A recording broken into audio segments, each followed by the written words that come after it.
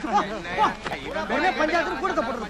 போட வீடு போ போய் சோத்த போய் குழம்பு வச்சு சாப்பிடுங்க வேலை வெட்டிய பாருங்க போ போ போடா இத போடியா வலியா அப்பா மகனே அங்குசாமி